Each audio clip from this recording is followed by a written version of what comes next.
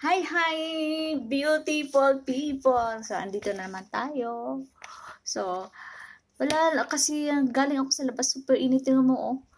So, ang lakas makaitim dito, guys. Summer na summer dito, guys. Kahit mag-sunscreens ka pa, kahit magka-cover ka pa dito, talagang mangingitim ka sa, dito, pag nagsasummer dito sa Japan. So, anyway, di ba yung last kong vlog ay meron akong binalag na about sa plan ko.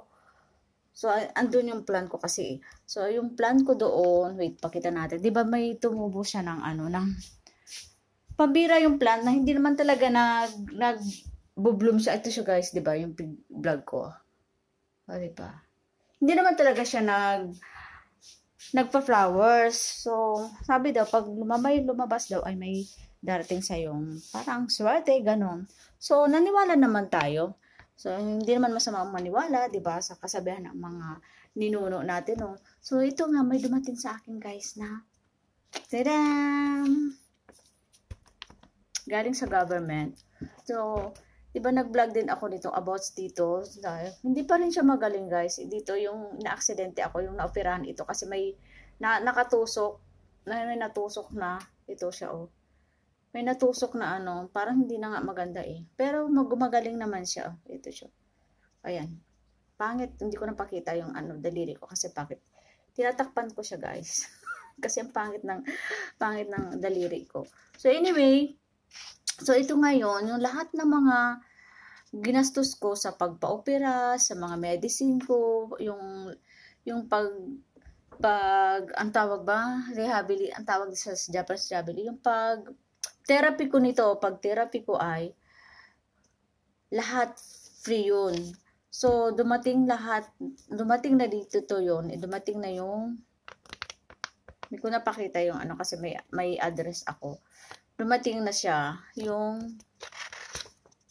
may dumating sa akin na naipasok na daw sa bangko ko yung pera, yung lahat na nagastos ko dito. So, yun lang guys, ang kagandahan dito sa Japan kasi napakamagaling sila. Pagdating sa healthcare, the best talaga ang Japan kasi inuuna nila yung kahit wala kang pera, kahit wala kang ina-admit ka nila. Talagang healthcare sila pagdating talaga sa Japan talaga dito. So, dun ako napapa-amaze dito sa Japan pagdating sa healthcare.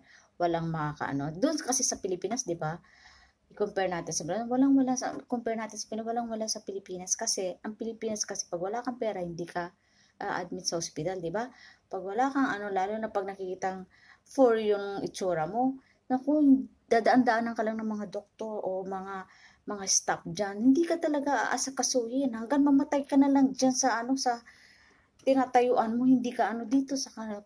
Minuuna talaga yung healthcare dito sa Japan. Yun lang ang pinaka the best talaga dito sa Japan pagdating sa healthcare. Yun. Blessing din kasi ayan, pauwi ako ng Pilipinas. So, meron tayong magagastos na naman. So, may dumating na. Ito. Yung dumating sa akin, ito yung total. Yun. Merong, iba-iba kasi, meron din sa namin, sa health card namin, may pumasok din yun. So, ito, mayroon 11 kalapad, mahigit. 11 kalapad, mahigit. Malaki na din yun. Magkano din yun? Nasa mga 40,000. So, 40,000 din yun na ibalik sa akin ng pera. Diba? Yun. Yun lang, guys.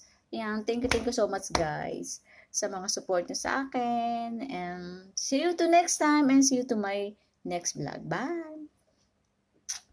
Bye, guys!